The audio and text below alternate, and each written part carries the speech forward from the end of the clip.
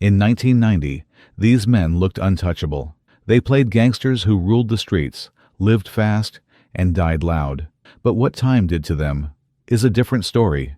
Some were frozen in our memory forever. Some vanished from Hollywood almost overnight, and others aged in ways no one could have predicted. Ray Liotta, Robert De Niro, Joe Pesci. This is Goodfellas. Then versus now casts backstories. And by the end of this video, you'll never see these characters the same way again. Before we move on to the list, I want you to like and subscribe so as to keep bringing you these legends' backstories. Now, let's begin. 1.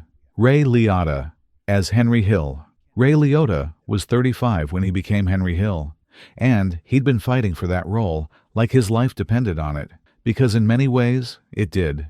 Before Goodfellas, Liotta was a working actor with a handful of decent credits, most notably as Shoeless Joe Jackson in Field of Dreams. But Henry Hill was different. This wasn't a ghost in a cornfield. This was a fast-talking, coke-snorting, paranoid mobster narrator, and Liotta played him with a manic energy that made you root for a guy you knew was doomed. Scorsese took a gamble on him, and Liotta paid it back with one of the most iconic performances in American cinema. The role didn't just make his career, it defined him. For the next 3 decades, Liotta worked constantly, bouncing between prestige projects like The Irishman and genre work that kept the lights on. Then, in May 2022, Ray Liotta died in his sleep in the Dominican Republic while filming a movie called Dangerous Waters. He was 67, heart failure, no warning, just gone. And the tributes poured in from every corner of Hollywood, because Liotta had been one of those actors everyone respected. Never the biggest star in the room, but always the most committed. He left behind a daughter, a legacy, and a performance that will never age. 2. Robert De Niro as James Conway. In 1990, Robert De Niro was already a legend. He'd won 2 Oscars, redefined method acting, and made a career out of disappearing into roles so completely that you forgot Robert De Niro even existed.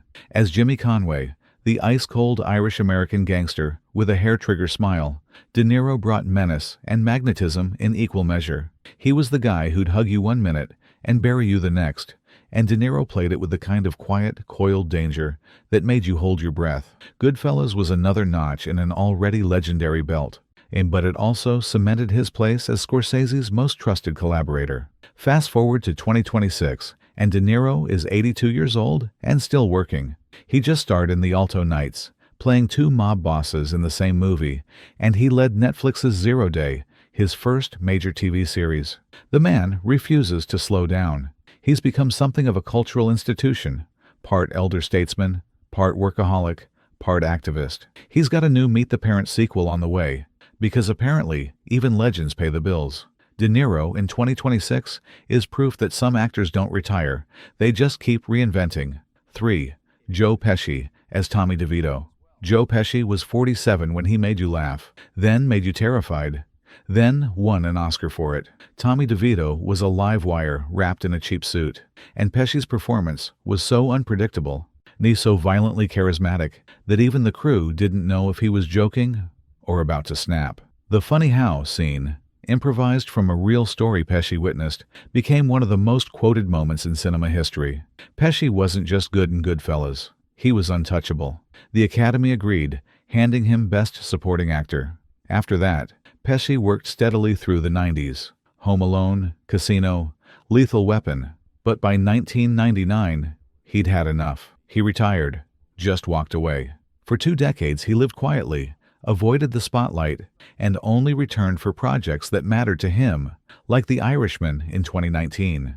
In 2026, Joe Pesci is 83 and still semi-retired.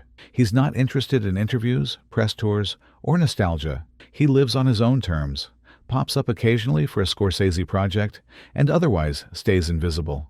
It's a fitting end for a guy who always played volatility with perfect control.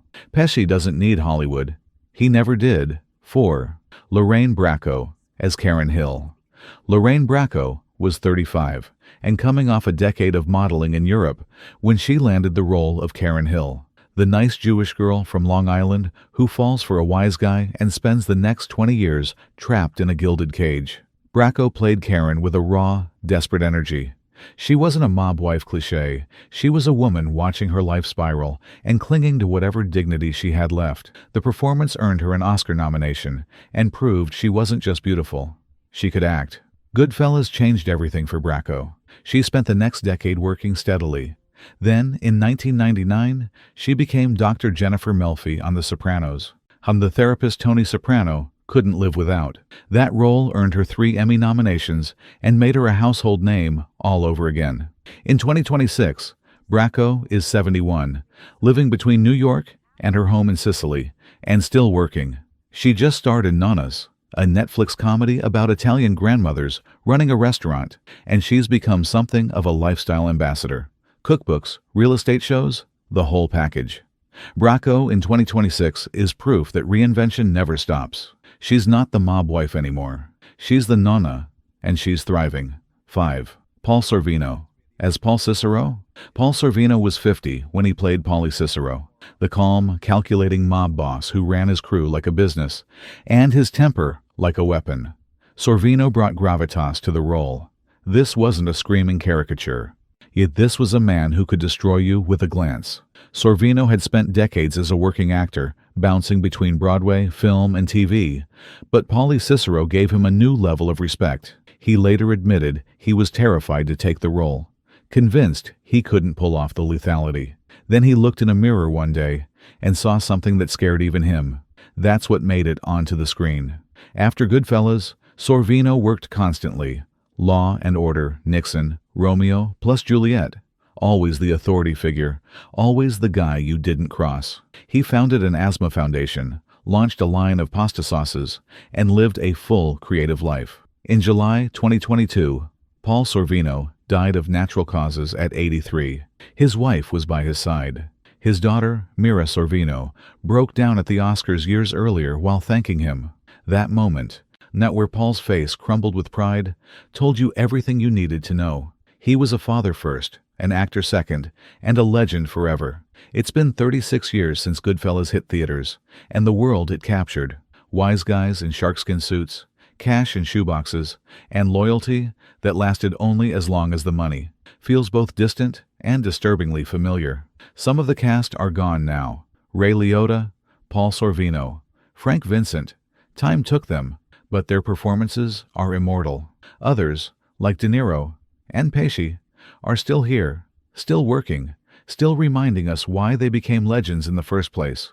And then there's Lorraine Bracco, who went from mob wife to mob therapist to nonna, proving that reinvention is the only way to survive this business. Goodfellas wasn't just a movie. It was a time capsule, a warning, and a love letter to a world that devours its own.